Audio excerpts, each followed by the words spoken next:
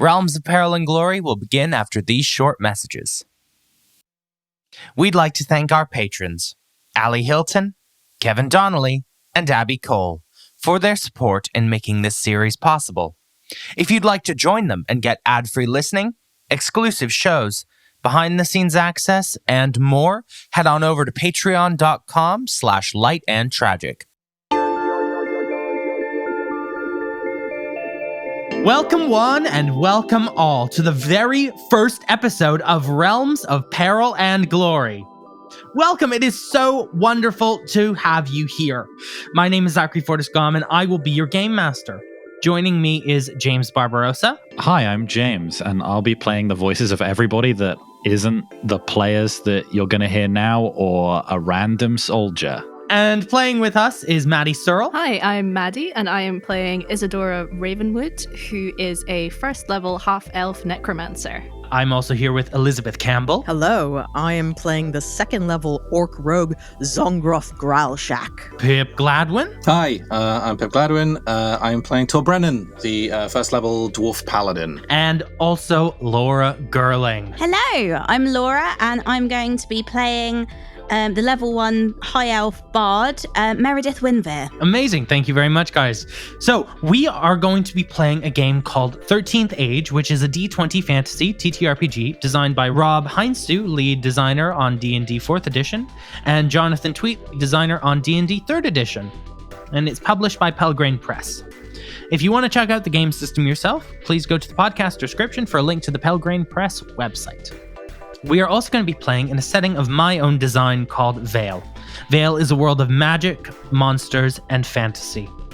In the millennium after a great social regression away from magic, the world is beginning to recover and peace has reigned for the longest time in the world's history. We'll be journeying through the city of New Harbour, the social and industrial metropolis of the Imperial Commonwealth. So, is everyone ready? Yes. Yeah. Ready? Yes. And let's get started.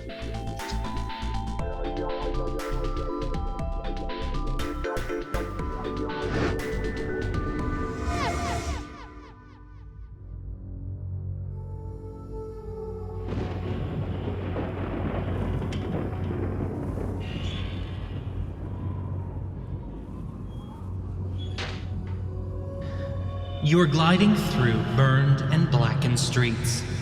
The city reeks with the acrid stench of decay. A great haze washes the bright day to a faint gray. This is New Harbour, but not like you've seen it. The once bustling metropolis, home to every species on Vael, lays decimated. You make your way through the wide ways and the narrow alleys. The life that once filled this city has been extinguished. Your home lies bare, devoid of anything and anyone. The hairs on the back of your neck stand on end as a great rumble runs through the city. As you turn, your eyes are drawn upwards. Dark clouds are consuming the sky, and from them a violent flash. Wicked winds hurtle through the city. Doors fly from their hinges and trees are uprooted. Buildings collapse as the city is finally consumed. With a pit scream, your eyes shoot open. Zongroff, Maerydyth, Torbrennan, and Isadora. You feel your hearts racing in your chest. The anxiety of your dream breaking to the bright sun of a new day in the city. You each race to the nearest window, checking to see if it had truly been a dream. And with a sigh of relief, you find the city unharmed.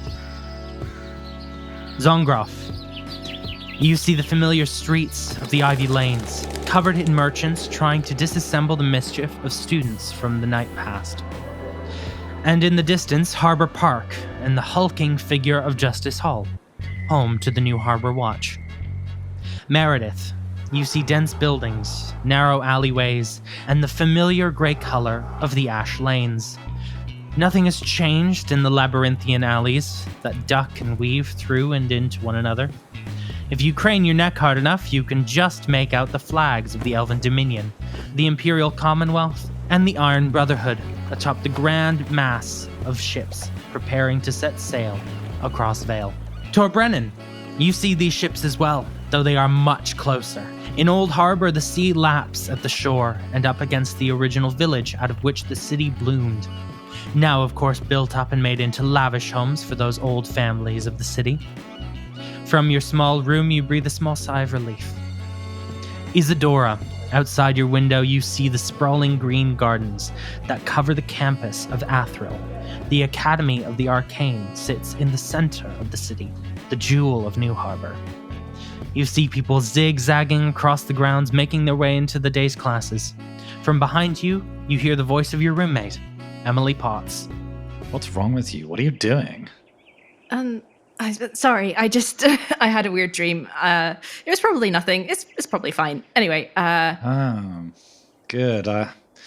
People love it when you tell them about your dreams. You should do that at parties.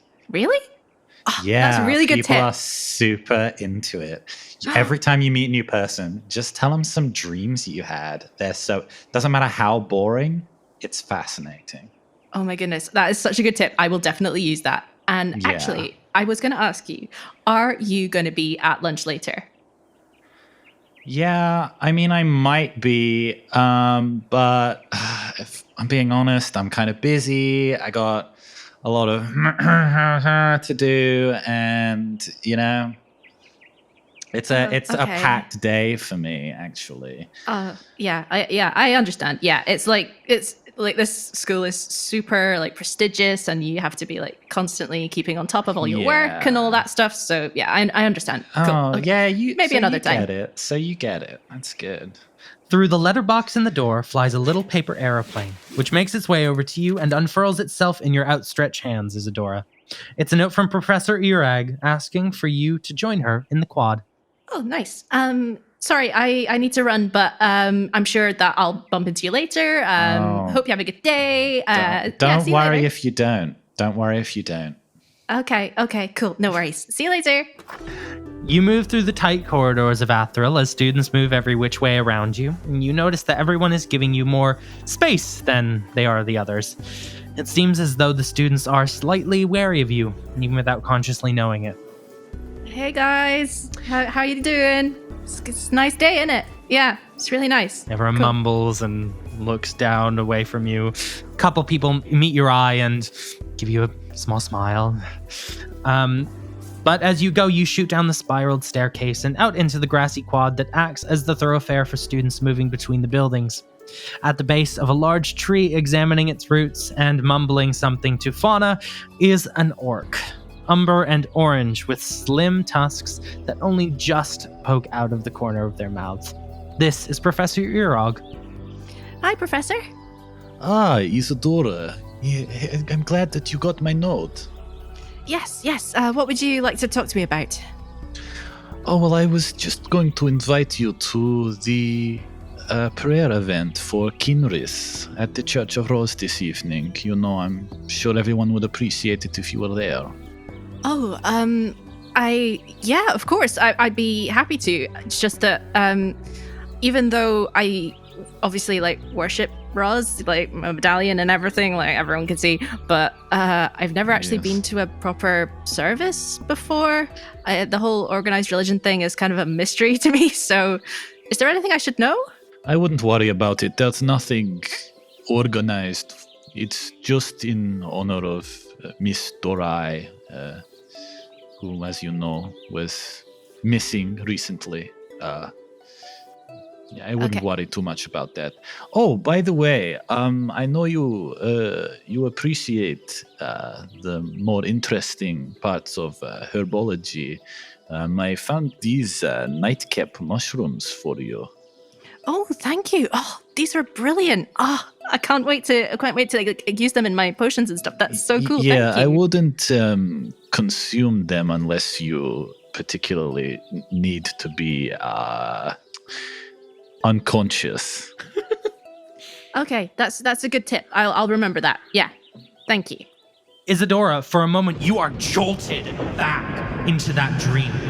Only for a moment, light and sound flashes past you, and you get the distinct image of a room, tall and wooden, and a contraption. A clock counts down. 3, 2, 1, bam! Fire engulfs you before you are slammed back into the grassy quad. Nothing seeming to have changed. Isadora, are you well? Did you see that? There was an explosion. I'm sorry. I saw nothing. Isadora, are you okay? You have not been consuming any mushrooms of your own, have you? No. Well, not in the past week. I mean, a couple of weeks ago, I tried a couple, but at the moment, no. I'm sorry. I had a weird dream, and I've been told that it's cool to tell people about your dreams. But I would be careful, particularly someone with your magic powers. I think you should foster what gift you have, but you should remember that visions of a magical nature may come dangerously close to predicting the future, which, as you know, is very illegal. Oh, okay. Yeah. But I'm sure they are just dreams. Yes, right. Yeah, it's probably fine. Anyway, what time would you like me to be at the service? If you just come this evening, and we will get everyone settled down, and we will begin then. All right. Thank you. And briskly walking past you, bumping into you, and coming out the other way is a young high elf. This is Maerydyth Winver, who then runs out and into the streets of the Ivy Lanes, where you see the magnificent stone buildings of the many universities that inhabit this borough. You see advertisements, billboards, signs, stands, and more asking for your vote in the upcoming Harbour election. And you see names like Marcus Satchwell, Moira Langford, and Fenlis Littlefoot all promising you something different. It's Donna Day, the 16th of Fryhosh. 1 month since you arrived in the city and moved in with your boyfriend, Ash Aspen. With a great lurch in your stomach as you're walking, you see the world moves around you and changes.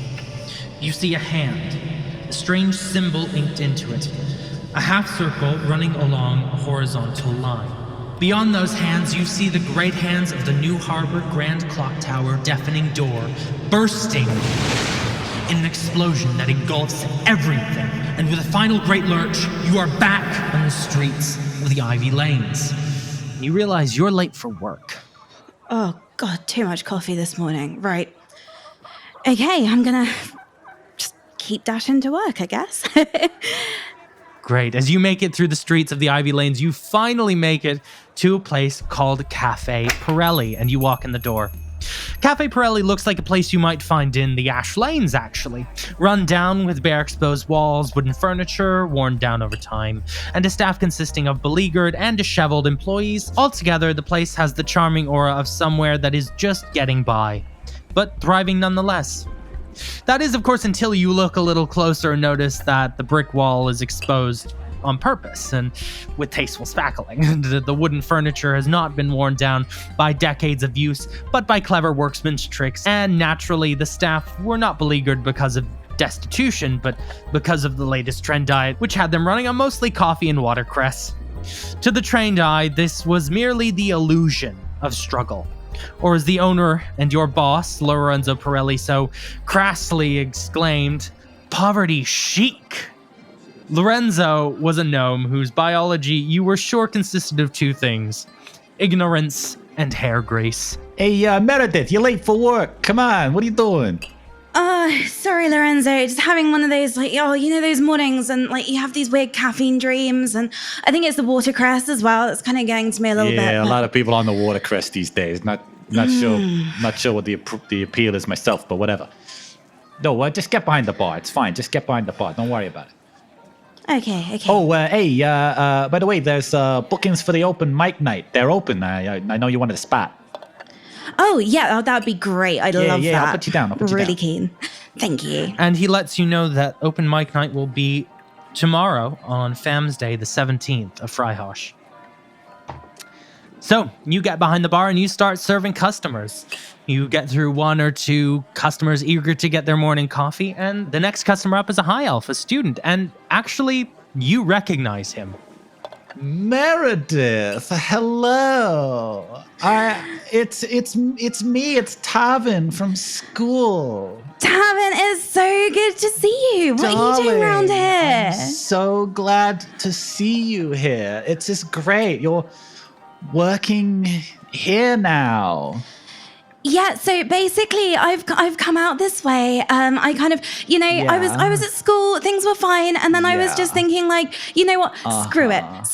I'm done with this. Yeah. I'm in love. I need to move. Yeah. I need to start fresh. So I'm here. I've got my viola. I'm gonna kickstart my career. It's all going really well. What are you doing around here? Love it. No, I am actually I just, I saw you were working and I thought I'd come in, darling. It's just I don't know. I've really been in the market for open mic nights, like I don't know if you know any of those going around, darling.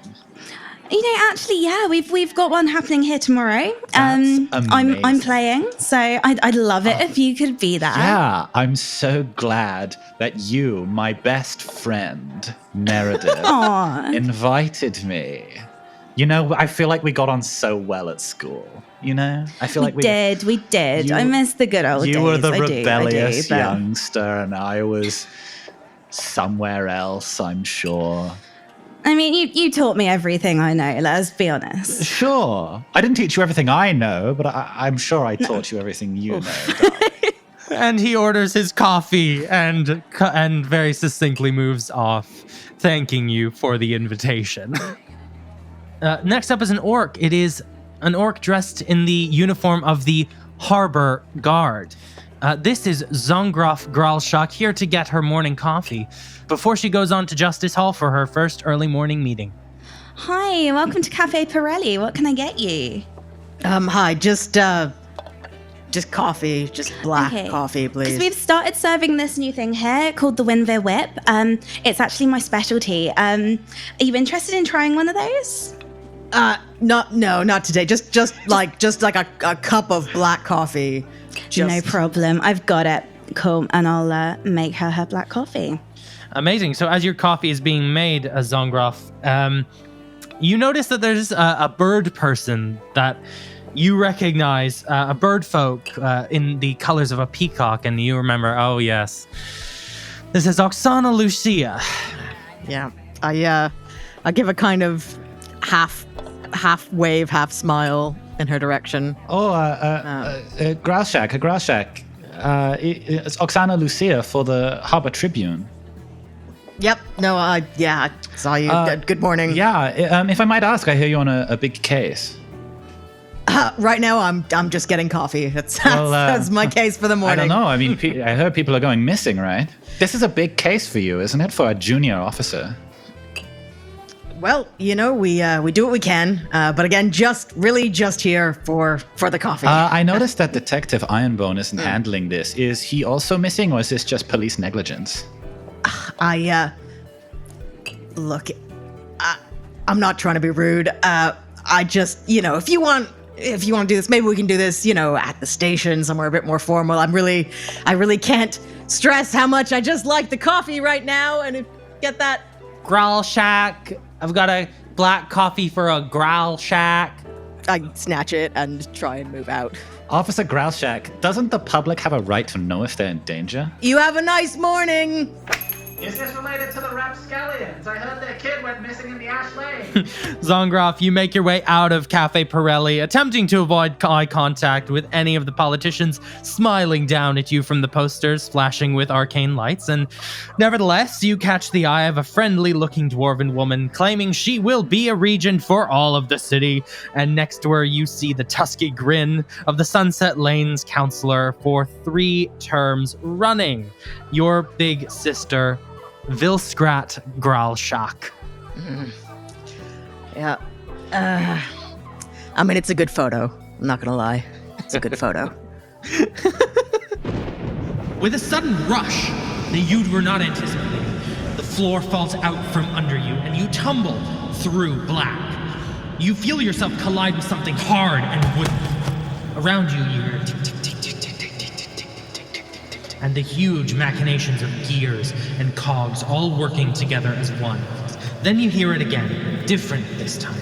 Tick, tick, tick, tick, tick, of a different machine now. The ticks and the talks transforming together into a symphony of automation until tick, tick, tick, tick, tick, tick, boom! You are slammed back to the streets. Your sister watching you, and you spill your coffee. Damn it. Right. God, that reporter. It's getting in my head. I just kind of wipe the coffee off my uniform as best I can and just try and make my way to the meeting. Great. So you walk through the streets of the Ivy Lanes, zigging and zagging in between the different churches and universities spaces until finally you get to Harbour Park and you walk up the stairs. You arrive at Justice Hall, a gargantuan fortress that calls itself the home of the new Harbour Guard. You mount the marble steps, pass by the columns that guard the entrance, and emerge into the Atrium, a sprawling room jam-packed with people of all shapes and sizes moving in every conceivable direction. Before you can make it to the spiraling staircase towards your meeting, a young wood elf, Officer Pine Silver, approaches you. Oh, Sergeant Grailshek, I'm sorry to interrupt your coffee there. Constable Silver. Yeah, of course. Hi, Silver. How are you doing today? Oh yeah, I'm doing well. My dad yelled at me again, but that's probably too much information. That's all right. I've always said that, there's not enough sharing in the workplace anyway, so, yeah, you feel free. You feel free, my he friend. just kind of says that I'm sort of an underfoot figure, and it makes me feel a little bit uncomfortable, but, I've tried, standard stuff. Yeah, that sucks. Yeah, I actually been looking for a more senior officer to sort of take me under their wing, kind of like a parental figure of some kind, maybe. Oh, that sounds really good. I hope you find them. Yeah. Actually, I have an old... sorry, there's business. I actually have an old human lady in to see you. She's got some info on Detective Ironbone, apparently. Yeah, okay. Just, look, send her in to me as soon as I can see her, yeah. Oh, yeah, no, I'll get around to it. As he goes to go speak with her, another man approaches you, a human this time, and you recognize this is Chief Venable, the chief of the Harbour Guard. Oh, there you are, Sergeant. I was wondering where you'd got to. We got that meeting with Moira Langford now. Yes, Chief, just right there. Sorry, I was just talking to Silver. Yeah, no, on my way. Yeah, don't worry about it. He'll handle it. Look, come with me. I follow. So, Langford's a bigwig. Like it or not, since your superior Ironbone's gone walkabout, you're on the missing persons case. And sometimes moving from being a beat cop to somebody on a bigger case means being in charge, and being in charge means explaining what you're up to bigwigs who don't really know what they're talking about. Right. Look, Ironbone was really good at the public relations stuff. I've not done this before. I don't really know what I'm doing. Look, I get that, but she's not having any more of me, all right? And you are the officer on the case. I'm gonna need you to put your best foot forward and take point in the meeting. Just try and pacify her so she doesn't start making a splash. We can't have information leaking to the public when we're trying to, get the drop on the crims. Yeah. All right. Yeah, of course. Yes, Chief. Yes, Chief. Yeah, I'd appreciate that. I know this is all new to you, but I'm sure you can handle it. Right. As they continue their conversation, we are floating upstairs into the meeting room where they are headed. And we see, sat at the table round is a human woman, looks like this Moira Langford, perhaps. And next to her is a wood elf. She is clad in the armor of a hero, it looks like. And next to her is a dwarf. A young dwarf, by the looks of things. With a fanciful mustache, this is Torbrennan. Just Torbrennan. Torbrennan, we want to affirm ourselves to the Watch as part of this investigation. And I want you to be the one to step up and join the Watch officer in charge. Right. Yes. That I can do. That I can do. Never really saw myself working with guardsmen, though. No. Well, this is the situation that Langford's hired us to do. But I think an up-and-coming young blood like you is perfect. And honestly, I believe in you. I think you'll do us proud. Earn your name and prove the honor of the Blades. Thank you, Rose. I will not let you down. I'm sure you won't. The door opens and you see the lithe figure of one Theo Venable. He is dressed like a beat cop and wearing the expression of a man who would rather be having several of his most valuable teeth removed than here. You'd been told that this is the Chief of the Watch, the most senior officer there is in the city. And behind him strides an orc wearing the Watch seal. Yeah, morning everyone. This is Officer Growlshack. Hello, thank you for coming. Candidate Langford, it's nice to meet you properly. Yes. May I introduce myself and my superior?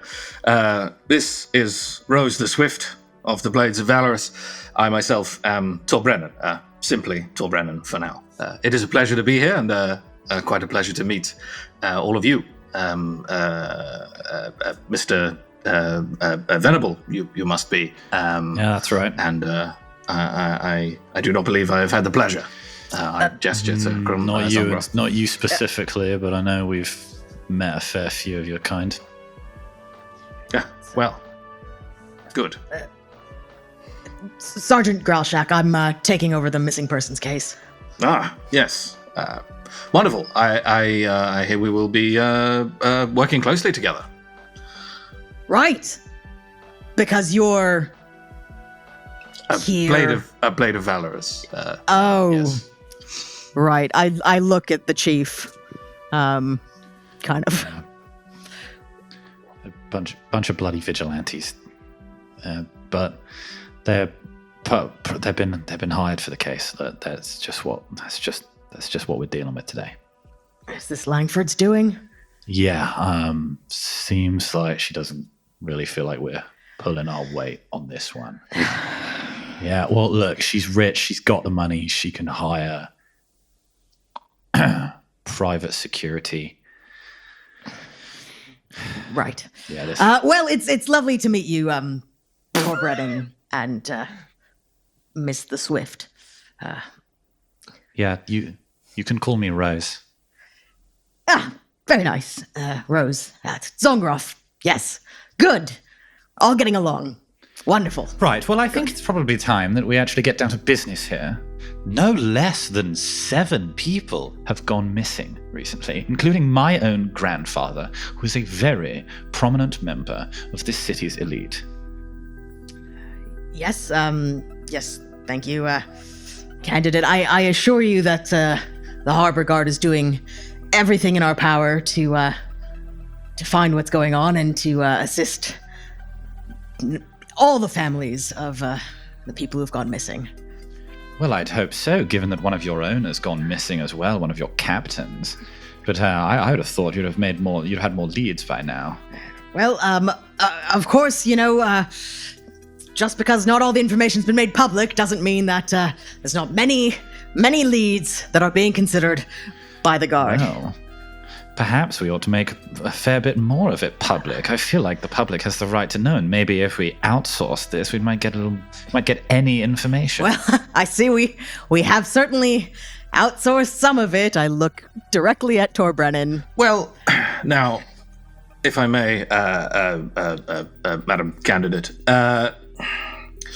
Yes, go ahead. Whilst the people do deserve to know what is happening, it would not do to cause a panic amongst the citizenry until we fully understand the scope of what is happening here.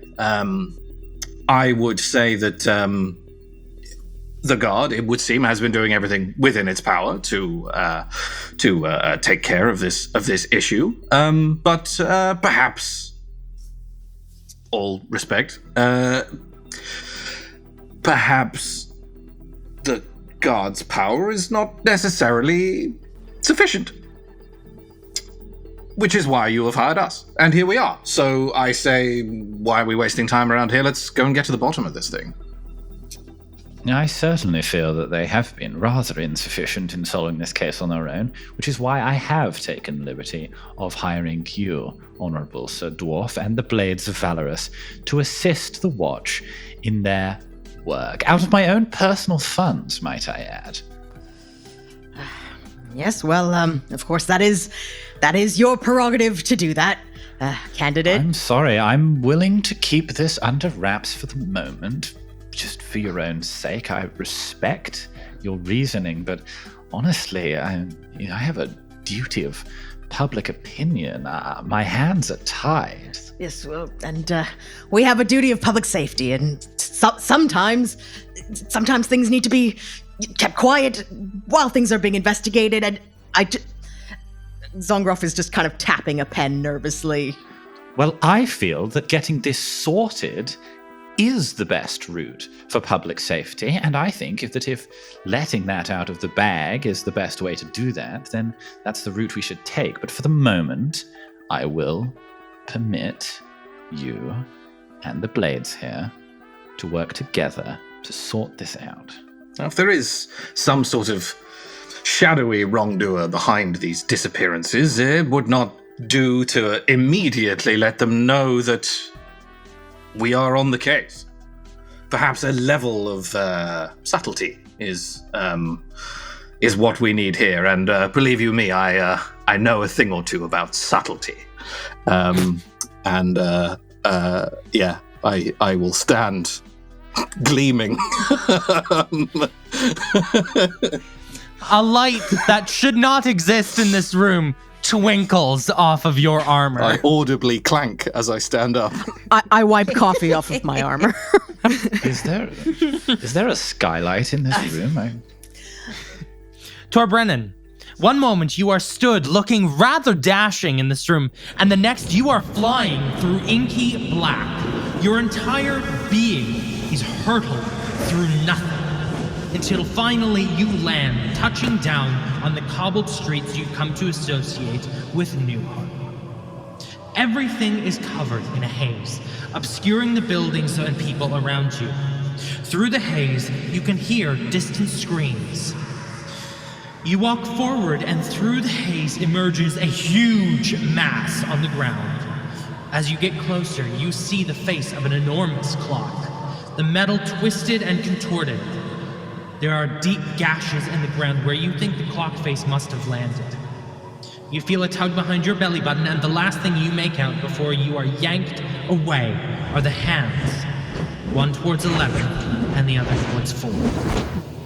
In an instant, you are dropped back into Justice Hall, stumbling and falling to the ground, looking less dashing than a moment previously. Oh man, you okay? Torbrennan, are you fine? Yes, something in my eye. Terribly sorry. I shall sort myself out, and then you and I, Sergeant, we shall get on the case. Rose, a moment. Yes. And I will. For 1 second, Zongroff, could you roll me wisdom, please? Perception check, specifically. Yes. First roll of the game! Man. Woo! Can I add my police-style perception to this? Please do. Please do. Nice. Damn right. Well, that's a natural 19 to start with, so that's Hey. 25. Wonderful. Zongroff, you recognize what just happened to Torbrennan. Right. You feel that's familiar to what just happened to you in the streets. Right. Well, good.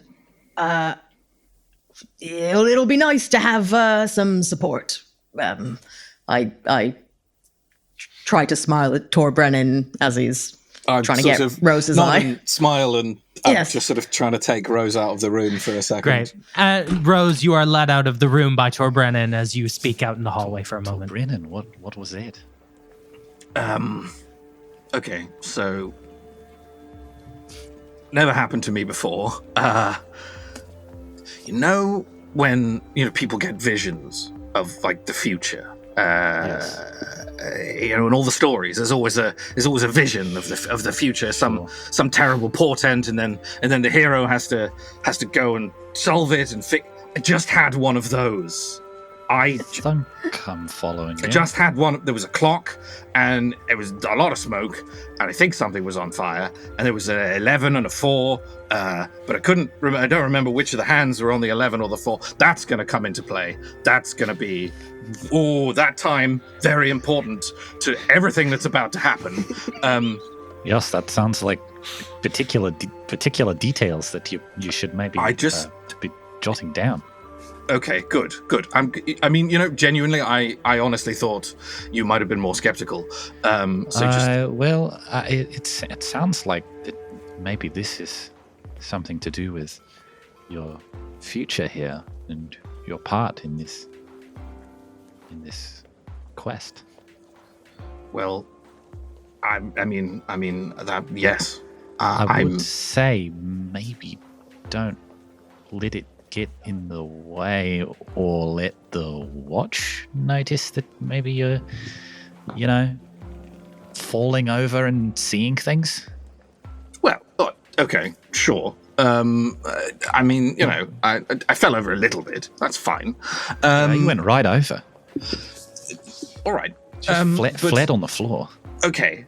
It was embarrassing, honestly. No, you're right. I mean, Torbrennan, I believe in you, and I know you can handle this, but I think some level of decorum would be important. So not just rush at it head first, then? Well, I wouldn't say that. I mean, that's your biggest strength. That is my biggest strength. Yeah, you got the momentum. Not fast, but once I get going, hard to stop. Yeah. It's an unstoppable force, movable object kind of situation. Well, okay. This is a lot to process. I think I'm just gonna carry on with whatever. Just we'll sort out this missing persons thing. And you know what? I guarantee this whole clock thing and people disappearing and this whole missing persons thing. Oh, they're connected. Oh, they're always connected. They're always always connected. Always connected. You can always trust those dreams. The door opens and Moira Langford steps out. I hope you're both well. Look, I wish you luck, young Sir Dwarf. I know that hiring the Blades for this was the smartest thing I could have done, and I hope between you and me that the Blades may add some import, some speed to this proceedings. I think we can be trusted to add some speed to the proceedings, certainly. Marvelous. Well, best of luck to you. And Moira Langford steps away.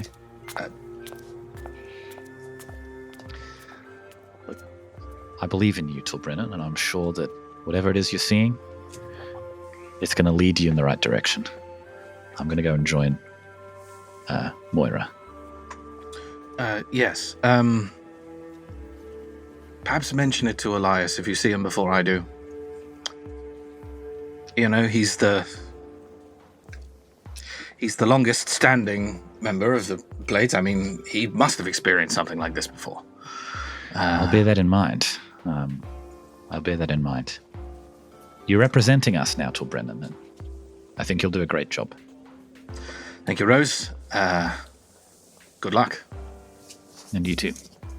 And I'll big warrior's clasp handshake her. Are you saying you're gonna predator handshake? No, not predator. One of these with the forearms. Great. Okay, forearm handshake. Wonderful. Yes, you both shake each other hands very, very strongly, very warrior-like. Dap each other up. And Rose breaks away and heads back, following Moira.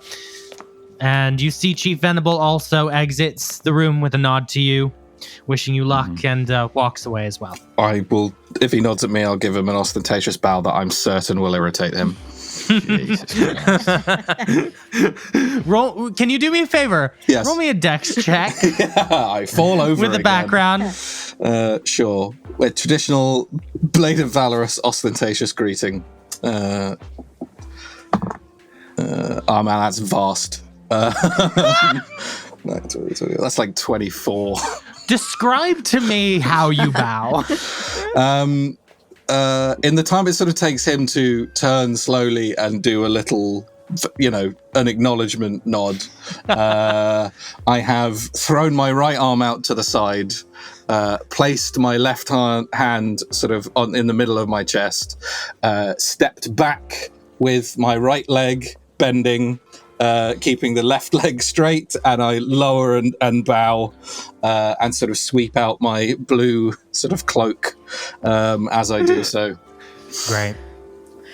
Miss Langford, people like this are just a danger walking around the corridors. Are you sure you want this on the quest? Moira just scoffs and walks out. And he walks away in turn. Great, so Zongroff's the only one left in the room, and Torbrennan, you're outside. So, leads. What have you got? And I take out a little notebook. Right. Look, buddy, Suspects, leads, someone's missing, there'll be something. Right, look, I know... Look, you've been hired here. You're here to do a job. I respect that. I just... The vigilante angle, it's not... Yeah, okay. You know what? I appreciate the help. I appreciate the help. I take out my notebook that I definitely got coffee on this morning. And it's all, the pages are sticking together, and it's not been a good morning, has it? All right. Torbrennan, is it? Yeah?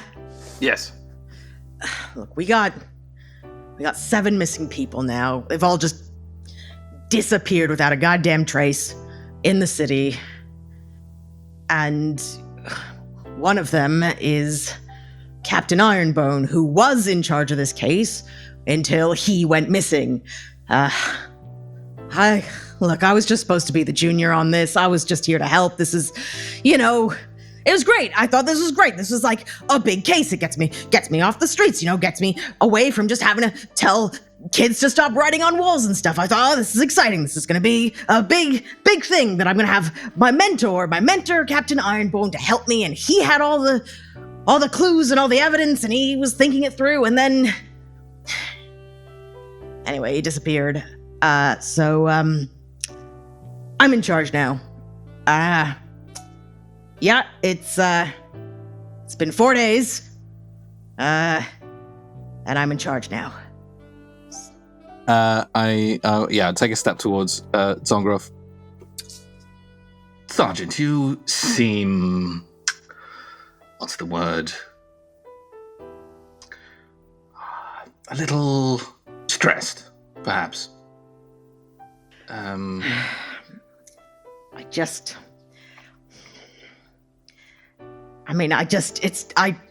don't think I've been sleeping well. Sleep is very important. I think Zongroff kind of remembers for a second. I think she was lost for a moment in the stress of the case, then kind of remembers that moment, that flash earlier this morning, and what she just saw with Torbrennan, and kind of, I don't know, stares at him, trying to suss him out. Shall we, as they say, shall we walk and talk? Shall we take to the streets and see what we can dig up? Get in a few scrapes? It's not my brand of fiction normally, but I have been enjoying some more police procedural novels lately, and I'm excited to get involved. So yes, let's get on the beat. I think that moment of kind of curious camaraderie has now immediately waned at the suggestion that this guy's treating it like a fiction novel. Yeah. Cool. All right. New person on this case. Lead the way, Sergeant. I'm going to cut away for a moment from Torbrennan and Zongroff. We're going back to the Cafe Pirelli. The morning rush has ended. It is 11-ish, little after 11. People aren't really needing much more coffee anymore. You hear old Lorenzo yelling at you from the back. Hey, May, what are you doing? It's dead here. Take a break. Okay. Spending all my money on nothing. Come on. Don't mind if I do. Out the door, you spot a flash of purple, and with a pang of dread, you remember the terror of your dream from last night. You feel relieved as your eyes adjust, and you see that it's merely a half-dark elf dressed in purple. As she moves by, you see a flash, for a second, of her face twisted and contorted in a ghastly scream. And that same shape, a sphere bisected by a horizontal line. Oh, actually, Lorenzo, you know what? I think I'm just gonna, take a seat, have a coffee for a moment. I'm not feeling so great. Yeah, do whatever you want, but it's not a tab. You gotta pay. Oh. I'm not made of money here. Come on. No, forget it. Into the shop walks Isadora. Hi. Could I get just a latte, please? If you've got any nice spices or anything, that would be awesome. Oh, yeah. Yeah, we got some lovely spices here. I'll get some spices for you. Yeah, what kind of spices you after? I got some nice cinnamon. That's a good one. Oh yeah, yes, please. That would be great. Yeah, cinnamon latte. I got it for you. Don't get up, I May. think she needs a Winville whip. Don't get up, May. What's a Winver whip? That sounds awesome. What is it? Oh my goodness. Okay, so it's the Not best. on the menu. So, okay, Lorenzo, just let me make one, not on the and we'll menu. see if she likes it. Look, it's okay? not on the look. I think we can let the customer decide. Yes. I'd if it's off menu, that's special. That would be really cool. Yeah, it's like an exclusive thing. Oh my god, that sounds amazing. Yeah. So Maerydyth, roll me charisma check at advantage. 22. Yeah, he's pretty convinced. Yeah. If I get another one of those incidents, we're gonna have a problem. It's coming out of your pay.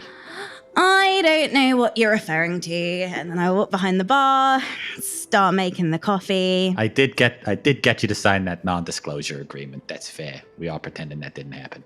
Sure. Maerydyth, can you roll me a intelligence check to see if how well you can make this Windveer whip? Oh, I can make it in my sleep. Oh, maybe not. I got a 10. Woof, ba-boof. So you're struggling to put together Or the a 12 coffee. with background. Can we say that? 12 with background. You're still struggling to put together this coffee. You should be able to make it pretty well. You don't know why you're really struggling. long, confusing morning. You keep having these flashes of Isadora's face. You keep the flashes of this woman screaming. And you remember kind of the horrible vision you had this morning as you were walking into work. It's really throwing you off. Hey, you don't have any hand tattoos, do you? No, I don't actually have any tattoos. No. I keep. Oh my god, you just ever have those days where you just keep things are just weird, things are just a bit odd? Yeah, actually, I had this weird thing earlier when I was meeting up with my tutor, and I had this weird flash dream vision thing where everything was exploding and it was all weird and I didn't like it, and yeah. Oh my god. Yeah, so that big clock, that massive clock, it's freaking me out today. I just can't even look at it. I just start to feel a bit emotional about it, And I keep thinking about this hand tattoo with a half circle and a horizontal line, and I'm just does that mean I need to get a hand tattoo? Because I've not had any tattoos before, and I don't know if I'm ready for that kind of commitment, you know? Like, I don't even know what it means. And it's like, maybe I should do some research into this symbol in case it's like offensive or something, because I don't want to go walking around with like something horrible on my hand. And then I'm just handing people coffee. And then there's just something offensive there. And no. I mean, I don't really understand what you're talking about, but it sounds really tough. Neither do I. I'm really sorry. I am still here, and this sounds insane. I'm right here. Do you know what half circles with horizontal lines through them mean, Lorenzo? Half circles with horizontal lines. Yeah, is that like a thing? Is that like a don't gang think thing? Is that's that like a thing. cool thing? I don't think that's a thing. I don't think anybody thinks that's a thing. I think you could tell that to a random customer trying to get comfortable, and you probably freak them out. You know, so I think she likes it. Yeah, this kind of stuff is. People think I'm charming. Because I've done a lot of research into weird arcane stuff. Would I be able to dredge through my memories, see if that makes any sense to me? Yeah. Roll me an intelligence check. Alrighty. Oh no, that's an 11. I'm afraid not. You don't really know of any symbol that represents anything that's a half line and a semicircle. Yeah. You hear, all of you in the room, you hear the dong, dong of deafening door, the clock tower Ew. in the distance. That thing is so loud. And for a brief moment, you all remember that dream you had and the vision you had. Maerydyth, can you roll me a perception check, please, with advantage and background? Well, that was a natural 1. So that's natural 20. Hey. There we go. First crit of the game. Nice. Okay, natural 20. You feel as though the vision that you had was pointing you towards something. It wanted you to know something. And it didn't feel like any ordinary dream. You also know from what Isadora said, I believe you were talking about your vision, weren't you? You know that you two had the same type of vision, different images, but fundamentally felt the same from what she described. Okay, so like, I don't mean to freak you out, because like, I know sometimes I can come off a little bit strong, but like, I think we might be connected. Oh my god. I mean, I like that's really cool, and like, don't worry about coming off strong. I'm like totally up for this. I mean, how do you think we're connected? What do you think this all means? I mean, so I feel like I've been having these visions, and then like I looked at you and I just kind of got the sense that you've been having these visions as well, and we've been having like the same visions, and I'm like, are we on a wavelength? Are we like in each other's dream space? Are we like dream sisters? Oh my god. I mean, is there a way that we can find out? Like, I think if we both had like these really weird days where we've been seeing weird explosions and things, I think it's definitely possible. I think so. I have these like really cool professors at school. I could probably ask them. They know a lot about sort of weird arcane magical things. I think that would be a good plan, to be honest. I think we should find out, because like it's this really horrible feeling, you know, like I don't know about yours, but it just feels like something bad's gonna happen.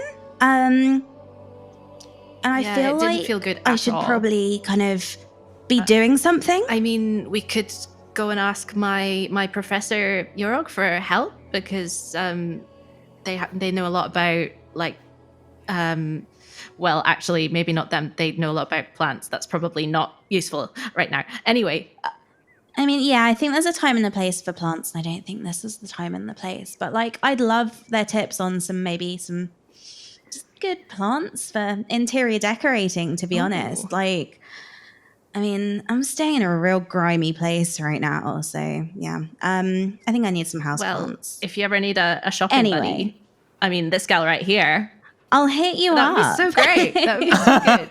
Anyway, yeah, visions, weird. What should we do? What should we do? I mean, I don't know. I kind of feel like maybe we ought to kind of go investigate this clock, but at the same time, the clock freaks me out and I don't want anything to do with it. So. Yeah. I remember like something counting down to 1 and then exploding, and I don't want that to happen to us if we go there, but also we're probably not going to know what it is unless we go there, and I don't know. Did you have any like specific times in your dream? No, I don't think so. No. It was just, it just counted down, and it was a tall room. It was made of wood. That's all I remember, really. Well, maybe if we go and we just like avoid the time, like avoid going on the hour, so we're not there when it chimes, we'll be safe. Okay. I reckon. I think that's a good plan. I think I made a really good plan. That is a really good plan. That is a really good plan. Okay, let's do it. Cool. That's amazing, Sweet. you know. And I think for when you get dreams, I think what's it's important to do is I've heard that you should always be generous. You know, give out the energy you take in. And I've heard soul dream sisters always tip. That's what I've heard. They always tip. Oh, really? Oh, yeah, always. It's like a sow the seeds, you get it back kind of thing. Oh my God. Yeah. Okay. I got a tip jar. For May, obviously, for May. Yeah. May's. Yeah, and I did also hear that Soul Dream Sisters do buy each other coffee from time to time. I have also heard that. Wow. I have also heard that. The most expensive one on the menu, I've heard. You guys know so much. I could learn so much from you. Okay, right. Let me get my purse, and I'll get my purse out and like Fantastic. tip extremely generously. Oh, yeah. Thank you so much. You're very welcome. It's 5 silver pieces for each coffee. Alrighty.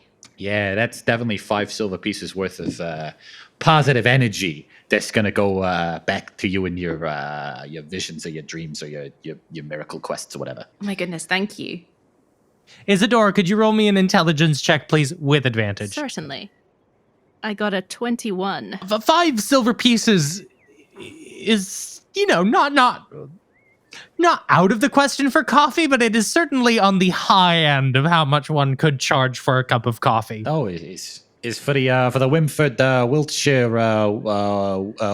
Weeping Whip. You know, it's the house special. It's the house special. You know what I mean? Yeah. I mean, like this seems like a. Does that mean I can put it on the chalkboard? That means you may absolutely put it on the chalkboard.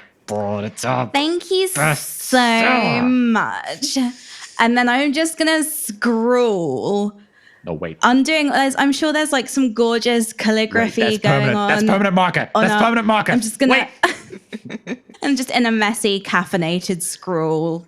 I've written Winver Whip, 5 silver pieces. God damn it. That looks amazing. I'm so excited I could be here for this moment. This is like a new coffee being created. This is amazing. Thank you so much. I'm gonna have to get a new chalkboard. Hey, 5 silvers, 5 silver. 5 silvers, 5 silver. Come on. There you go. Right, let's go see a clock. Okay. Okay, I've got an idea that may or may not be a good idea, and I would love your opinion on it. So, I love hearing I ideas. have this thing I can do. It can sometimes freak people out a bit, and I'm not sure, like, if it's totally necessary, but I would personally feel safer if I did this. So, I can create skeletons. And What? I can summon this skeletal minion. His name's Horace. He's lovely. Horace Boneman. He's my best friend. And he can help protect us if anything weird happens at the clock tower. What do you think? So has Horace like always been a skeleton, or like was he once an alive man who then became a skeleton? And like has he always been like a skeleton that you summon, or at one point was he just a skeleton, just an inanimate skeleton? Like well, I don't really know. I'm still learning a lot about my abilities and things, and it's all a bit confusing, but I'm studying a lot. And what I think that I have summoned a skeleton that already existed somewhere in the world, and I don't know who it belonged to, but I call him Horace because that's a nice name. Horace is a great name. I think we should bring him along. I mean, like I've heard that like skulls are like on trend at the moment anyway, so like Yeah. it'd be cool to be seen with someone like that, I reckon. Okay. Right. Maybe we'll wait until we get into the clock tower before we do it, just in case. Because I've made that mistake. Otherwise, a few everyone times. will want a skeleton friend, you know? Oh, and you yeah. can't just be summoning skeletons for everyone. I know, it's extremely special and important, and only for like the most important occasions. I completely agree. I feel honored that I get to see Horace. Oh, I'm so glad. Hey, May, if you're having fever visions, it's pretty quiet here. Maybe you ought to just take the rest of the day off. Yeah, I was gonna. Thanks. Yeah. All right. Have a good afternoon. Tell everyone about the Windville Whip, okay? I am not going to do that. And you walk out of Cafe Pirelli, and you make your way over to Deafening Door, the clock tower that resides in the same building as the Harbour Council. And we're going to cut over to Zongroff and Torbrennan. You both are also walking through the Ivy Lanes. You walk through Old Harbour. You're talking through the different aspects of the case, getting him up to speed. Torbrennan, you hear the chimes of a bell nearby. And you look around and you see the clock face from your dream. It is Deafening Door. I freeze and stare up at the clock face. What is the time on the clock face in this moment? The time on the clock face is 11:10. And as I look at this clock face that I assume is very clearly the clock face from my my vision. Yeah, you reckon. Which, in the vision, do I recall which hands were pointing at which numbers? I have 11 and 4, but... You have 11 and 4. Roll me... Let me think about this.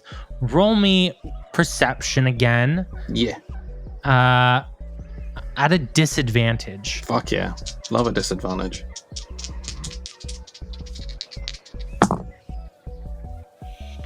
That is a natural 20. And a 2. Oh no! You can't. Your brain has mangled. Disadvantage. With my level, that's a 3. Sorry, Zachary. Oh.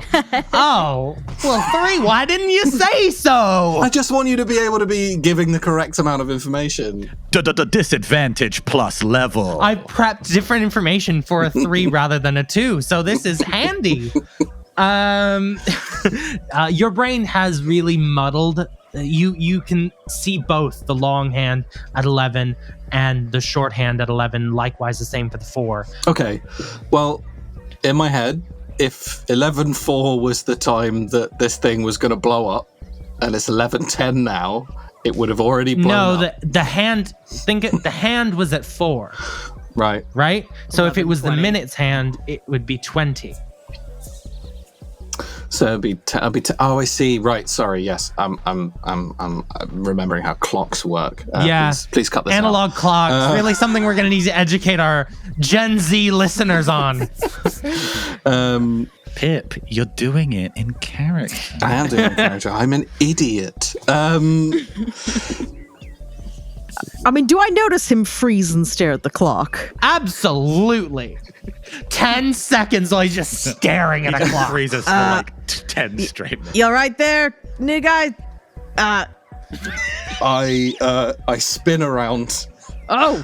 And I reach up and I grab kind of as close to Zongroff's collar as I can. Oh. And I endeavor to pull her head sort of closer down. Roll me an opposed deck. Do you want to let this happen, Zongroff? I mean, I feel I'm taken by surprise, but I wouldn't necessarily allow this to occur. Roll me an opposed dexterity check. Background and level, please. Oh man, I'm rolling a lot of 2s.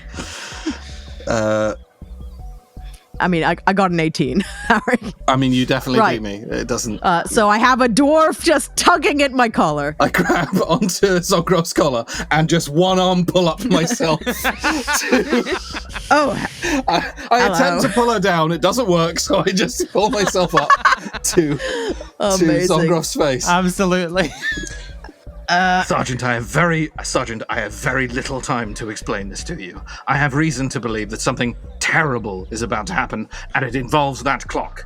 We need to get up there, and we need to get up there now.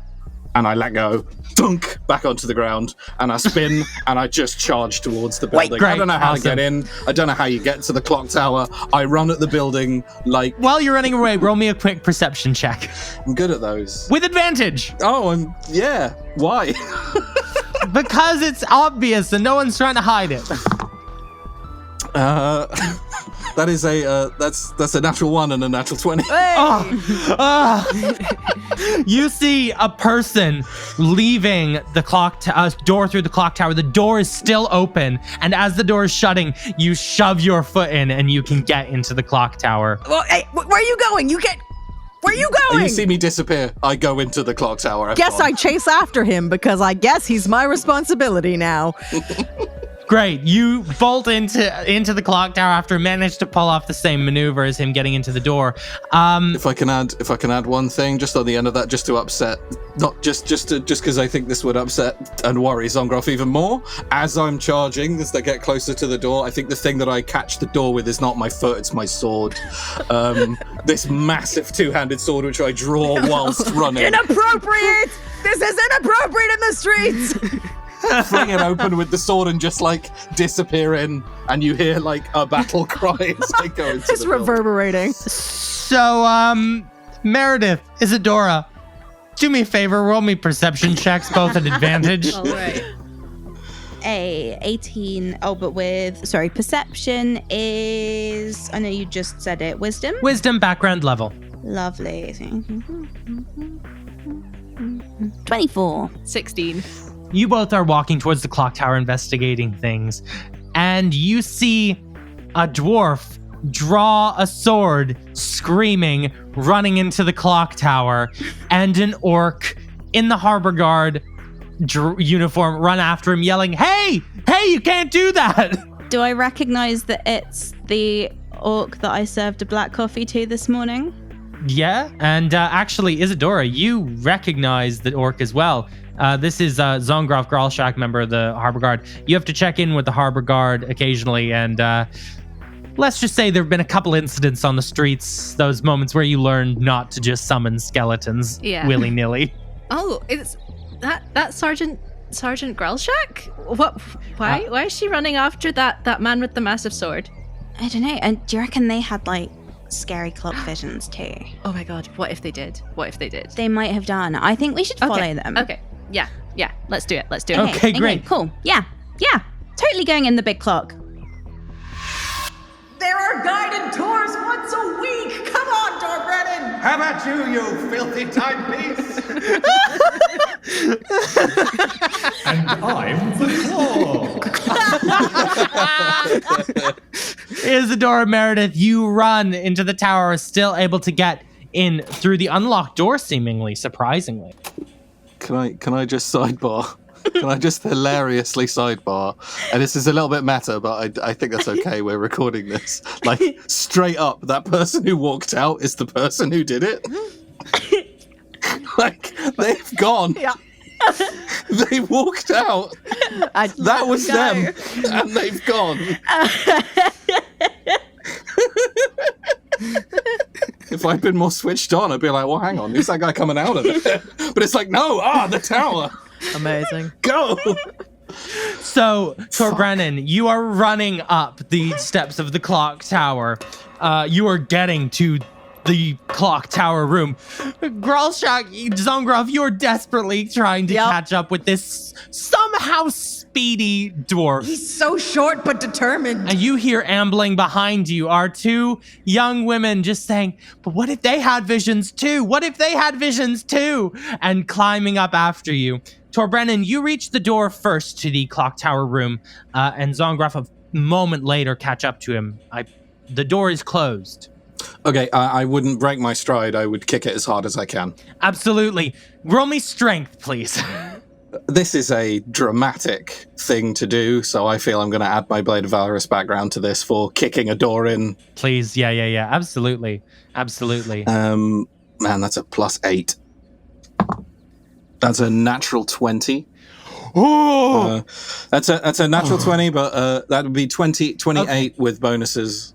Describe to me running up the stairs and knocking down the door. I'm doing my best to kind of take the stairs sort of two at a time, which isn't easy, being a dwarf, being this height and wearing full plate armor and carrying a two-handed sword. I'm charging up. I sort of come up and around the sort of corner of the stairs and spy this door. I don't break my stride. I kind of pull the sword in and lower my left shoulder, sort of roughly I'm kind of at perfect height for the lock, I feel, being dwarf-sized, and my armored, the sort of pauldron on the shoulder is the thing that hits the door first, and I assume with a natural 20, I just plow right the hell through it. 100%. That door is not built to withstand anything, let alone. I just want to tell the time. Sorry, can I just get a confirm from the DM that isn't actually happening? That's not really happening. I don't exist. So you burst that door open. That door splinters into 1,000 million pieces. This is no longer a functional blocking. This is merely a portal now into another room. You see the grand bell chamber before you of the New Harbour clock tower, and deafening door, the bell for which the tower is named, hangs ominously above your head. And you feel the shrill, piercing ring of something distinctly magical thrumming around you. But you see nothing. And behind you, Zongroff arrives. And a couple seconds later, so do Isadora and Maerydyth. I will obviously immediately try and grab Torbrennan, who has just had a full snap and destroyed public property as far as I'm concerned. I just grab his shoulders. What? Sergeant, please. There is method to this. Something up here is not right. Take a second for yourself and tell me you don't feel that. Roll me a perception check, Zongroff. And actually, everyone else. It's a 25 from me. 22. 9 from me. Maerydyth and Zongroff, both of you wait for a moment, pause, and you feel this shrill, dark, magical energy ringing. Can I hear any ticking? You hear the ticking of the clock tower. And what was your perception? 22, I think. 22 it was, 22. And you hear the tick, tick, tick, tick, tick, tick, tick of something else, something a little bit smaller. I understand that you are upset. This is a door, and can be replaced. There is something else happening here, and I suggest we discover what it is. Hello, I say, seeing these two young women who've just arrived. Hi, did you guys have sorry, this is really forward and personal, but did you have weird clock visions and dreams? Oh my god, yes. Yeah. Right? Sorry, what? Isadora? What are you... Oh, yeah. Sorry, Sergeant. I just came with this lovely lady here because. I'm Maerydyth. Sorry, I'm Isadora. Sorry, we went straight to the super strong friendship dream sister thing. We're best friends. Hang on a second. Hang on. Weird. Visions. You said something about. Sorry, you said something about visions and the clock. Oh, Sergeant, it's clear you had them too, didn't you? Of course you did. Of course you did. Here we are, the four of us. It makes perfect sense, and I am very excited to dig into this, but if you all had the same vision as me, there's a good chance we're all about to die. So, let's find out from wherever it is that rather unpleasant magical sensation is coming from, shall we? Yeah. A little light, and perhaps you could put your prodigious investigative skills to the test, Officer Zongroff. How does that sound? Yeah. Zongroff is just very shocked at everything that's just happened in the last 30 seconds, but something bad is going to happen. I'll pat Zongroff kind of on the back and just police work first and freak out later. I just nod and start investigating because that's what autopilot looks like. Yep. Absolutely. Everyone roll me a perception check. Maddy, roll with an advantage, please. Alrighty. Can I game something here a little bit? What's the light level like in this room? There's light from outside. It's pretty light. It's well lit? Okay, not to worry. Yeah. I rolled an 11. I got a dirty 20. This D20 apparently only rolls 2s. So we're going to put that one in the naughty D20 jail. I rolled a 22 again. You all start looking around the room. Torbrennan, you look up at the bell and you kind of start to convince yourself that the bell is definitely where the sound is coming from. Probably you can hear like some like reverberations off the metal or something, but you're like definitely sure it's probably the bell. Maerydyth, you are just looking in corners, like there's something hidden somewhere, but you don't find anything. Zongroff, you turn on that familiar panic police ear. You start like, you're not even like looking, you're like listening more, and like you're kind of echolocating this thing, and your foot actually finds it first. You stub your toe against something, and you can feel a magical zap push you back. There's something here. Isadora, would you like to touch it? Yes. Isadora, you push your hand against what seems to be nothing, and then suddenly the spell dissipates and you see the shape of a sharp and brutal machine come into focus. Without a moment's hesitation, the machine jumps to life, seemingly aware of its detection. Metal slides against metal as two figures unfurl from the machinery and prepare to strike. Roll initiative. What is this mysterious machine? How does it relate to these ethereal visions? And can our heroes defeat these automatons? All this and more in the next episode of Realms of Peril and Glory. See you next time. Yeah. Theme tune. That's the theme tune, right? So, Maddy, can you let everyone know where they can find you? You can find me on Twitter at Maddy_abstract. And on my Twitter, there are various links to other stuff that I do, including my old fantasy comedy podcast, The Prickwillow Papers, and stuff that I do for Rusty Quill, like Stella Firma and Inexplicables. So check it out. Check it out. Laura, what about you? Right, so you can find me on Twitter and Instagram with the handle @ByLauraGirling. And my Etsy store is bylauragirling.etsy.com. I'm selling pins, prints, gifts, greetings cards, and handmade little bits and pieces. If you use the code Vael at checkout, you can get a 10% discount as well. Woohoo! James, where can people find you? I can be found on Twitter at Barbarossa Phone, and also check out the Christmas special of You Awaken in a Strange Place, which will be on the RPG feed at around Christmas time, 2021. Pip, is there anywhere people can find you? I don't think there is, but... Yes, in fact there is. I can be found beyond the Veil of Secrets in the Castle of the Night. The old troll knows the way, but you must answer his riddles 3. No, not really. Check out Wooden Overcoats. I'm in that. And some other stuff, the names of which I've forgotten. And you ever listen to some podcasts, and then one time out of 50, someone at the end of it will say, featuring the voice of Pip Gladwin, you go, oh, I know that guy, he's that dwarf in that show. So Great. And Liz, where can people find you? You can find me on socials at Liz X Campbell. That's Liz, the letter X, and then my surname. And when I do stuff, I will post it on my Twitter. Great. So follow that. You can find myself personally at ZachFG on Twitter and Instagram. You can follow Realms of Peril and Glory across all social media platforms at RealmsPod. You can go to our Patreon, patreon.com/lightandtragic to get bonus shows, ad-free listening, our Patreon exclusive show game thing, The Witch is Dead, that Liz is also in. That's coming out this October. And then you can check out James and I's other show, The Orphans.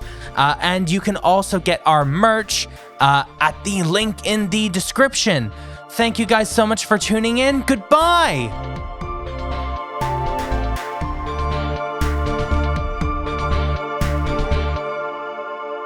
Goodbye, everyone.